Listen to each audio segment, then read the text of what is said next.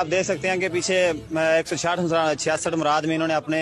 गंद खाने पे शायर इस्लाम। आप देख सकते हैं कि पीछे 166 मुराद में इन्होंने अपने गंद खाने पे